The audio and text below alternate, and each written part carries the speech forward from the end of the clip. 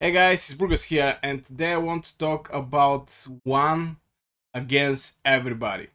Single kingdom against all the kingdoms in the KVK. What is the benefits, in my opinion? What is the downside, and blah blah blah. Since this actually come to my mind a lot of time, especially when there is no wars, where we block something and with our alliance, we stop some other alliance and blah blah blah. In general, the good and bad sides of if you want to go alone against everybody. Maybe the first thing I can say and start is with the good side. The good side is you're going to have non-stop fightings. And this is war game. I mean, people are here to fight. They're not here only to farm. You have like maybe 2 weeks in the home kingdom where you can just farm. You can be in the zone 1. Currently in this season, zone 1 is protected. Last season was not protected. So I start thinking, okay, why don't we go one against all? I mean, there is going to be a lot of fights. But here comes the thing, and this is the downside. The downside is worse. People will always think you're not alone against everybody, because if there's unions, for example, there is like 4 kvks, zone 3 open, and the gate 5. I mean, all the things where you have more from 2 kingdoms fighting on specific zone. If you attack one of the kingdoms and the same kingdom you attack is against the other kingdom, the third one, most likely going to end up, oh no, you support the third kingdom because you basically attack the second kingdom. I mean, let's say, okay, let's say Noir, Echo, and NTS. For example, Noir is jumping in the zone 3 of NTS and Echo. So NTS is fighting with Noir, let's say. Of course, this is just random names. It have nothing to do. And Echo attack NTS, for example. And people are going to say, you're playing with Noir. So, in the eyes of the people, you're not going to be alone against everybody. This is one of the things. The second one is you have to be a top kingdom.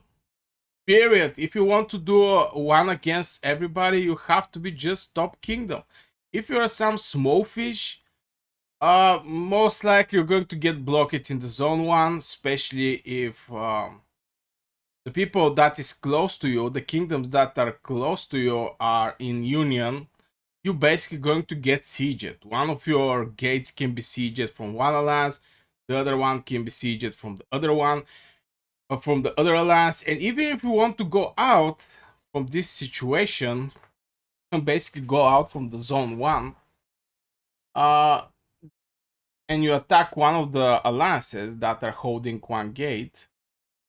The other one can just teleport or stop playing, or just can teleport directly, and you're going to be blocked at the zone 1. Now, from one side, this affect the morale of the people, and I'm not so sure. I mean, it's funny. The fights are funny, but people like to win. To be honest, I mean, when you go in the competition, it doesn't actually matter.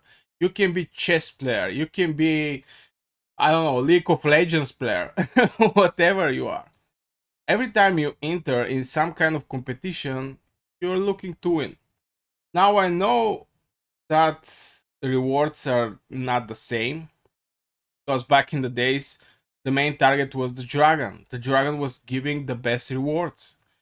Right now, it gives just one of these white blue shards or white purple shards that you can get it by getting also Necro Giant and blah blah blah. There's many ways you can get these shards, and I think this is no longer priority for any alliance to actually have the dragon, or at least maybe for alliance reputation. get the dragon to split the rewards, you know. But in general, for the normal player, I don't think he care about the dragon rewards. So more and more, I start thinking, and I talk with other people. So other people also. It's not like just only me about one against everybody. From my point of view, even if you have the extreme activity and blah blah blah, you're still most likely going to lose. You're still most likely going to lose because if the main target is the dragon, you're going to get attacked from any places. Even if the enemy is couple alliances against other alliances, and you're like free alliance that is not playing with anybody, you cannot just take the dragon. The main reason is you're going to attack it from one of the unions on one side and from the other union from the other side, and you're going to lose at some point. Most likely, this is my personal opinion. And then the two unions is going to fight for the dragon, and you're basically going to get kicked out from the territory. The second thing, this type of play is extremely expensive.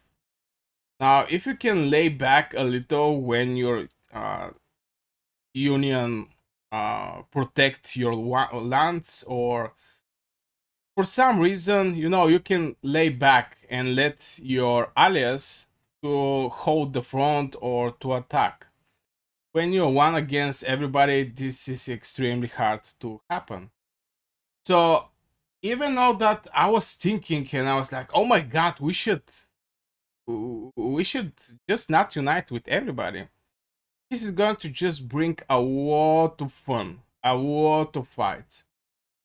But again, in the same time, you're going to fight.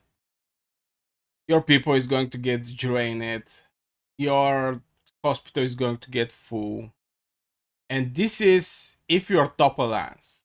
Now imagine if you're average alliance.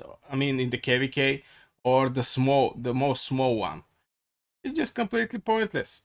At the same time, too much diplomacy is killing the war game. What I mean by that is this guy is we're making union with this and this alliance against this and this.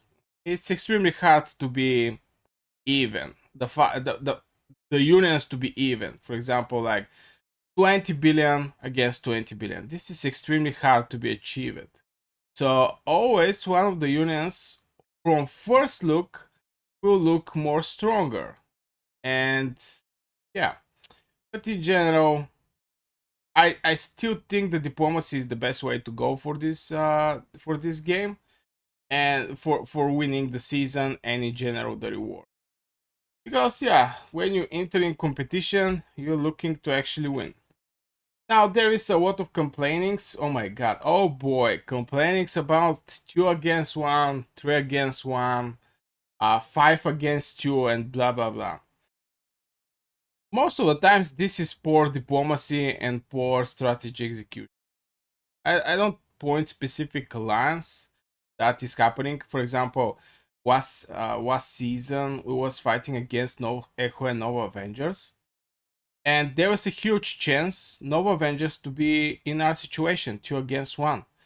But Nova Avengers hold the Bastion against BDO, and we end up 1 against 2.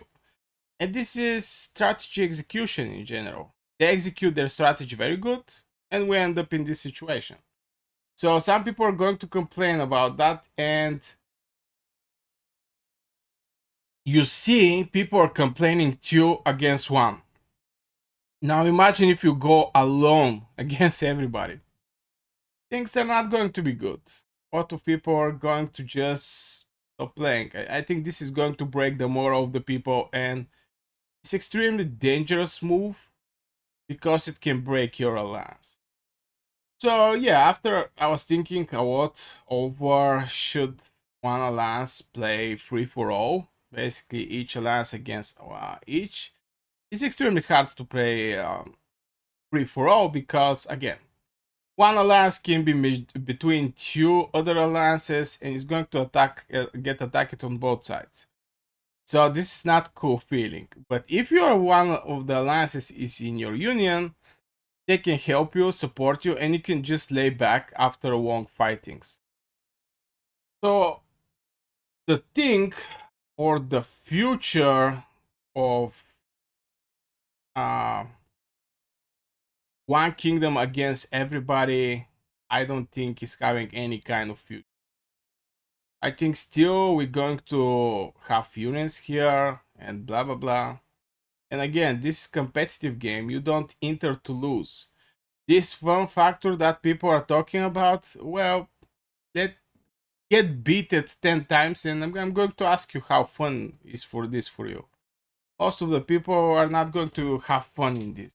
Maybe some will, but most of the people are not. So I was thinking just to throw my 2 cents about, you know, uh, one against everybody. Of course, every alliance decide what to do. Uh, but if there is one against everybody, they're not going to have.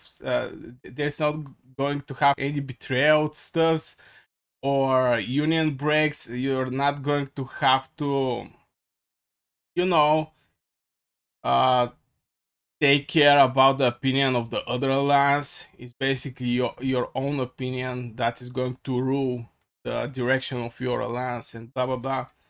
But yeah, just wanted to give my 2 cents. Let me know what you think about this in the comments below. For the strategy one against everybody. I'm curious what other people are thinking. So yeah,